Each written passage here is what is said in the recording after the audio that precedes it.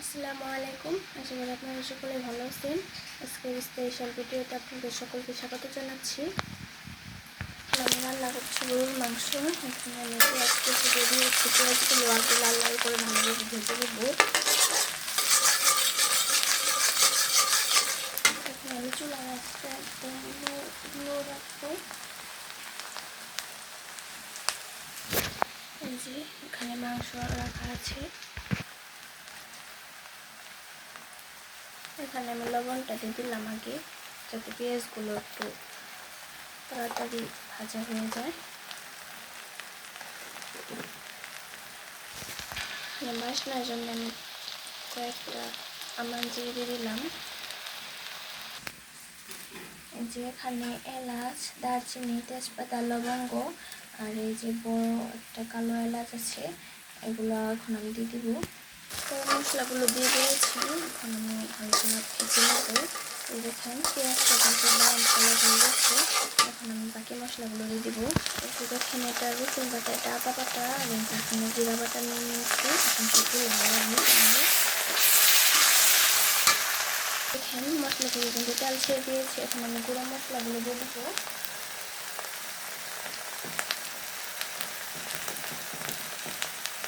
এখানে দিচ্ছি হলুদের গুঁড়ো,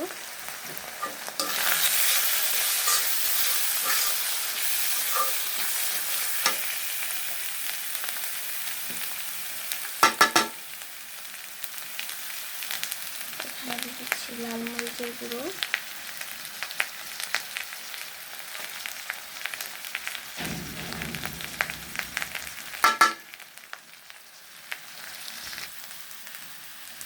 আর দিলাম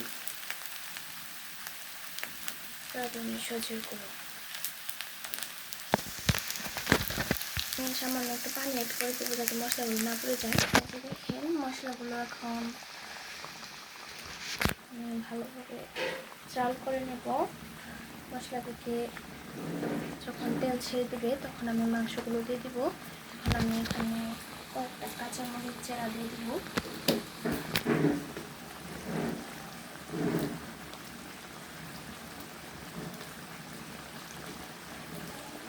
কাঁচামরিচের পরিমাণটা আমি কমে দিয়ে দিলাম। শুকনো মরিচটা একটু বেশি দিয়েছি। আপনারা আপনাদের পরিমাণ অনুযায়ী দেবেন। এই যে এই মশলাগুলো আমি এখন একটু ঢেকে দিব, মশলাগুলো যাতে ভালোভাবে জাল আসে।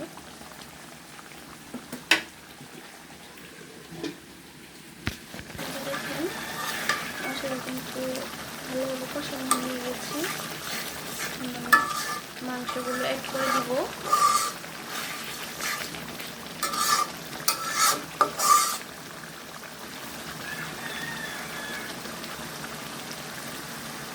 মাংসগুলো দিয়ে দিব। মাংসগুলো দিয়ে দিয়েছি।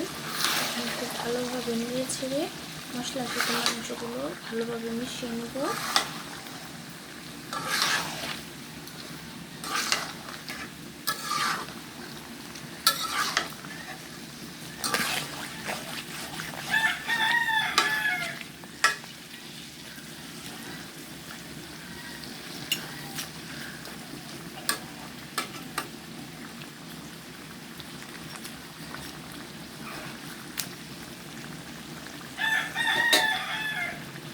ঢেকে দিয়ে মাংসগুলো কষিয়ে নেব। এরকম কষানো হয়ে গেছে। এখন আমি একটা আস্ত রসুন দিয়ে দিচ্ছি। এরকম হয়েছে আমার একটু ভালোভাবে কষিয়ে নেব। এই যে আমার মাংস পুরোপুরিভাবে কষানো হয়ে গেছে। এখন আমি ঝোল দিয়ে দিব।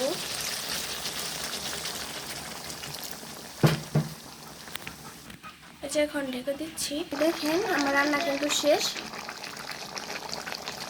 যে আমার গরুর মাংস রান্নাটা কিন্তু একদম শেষ।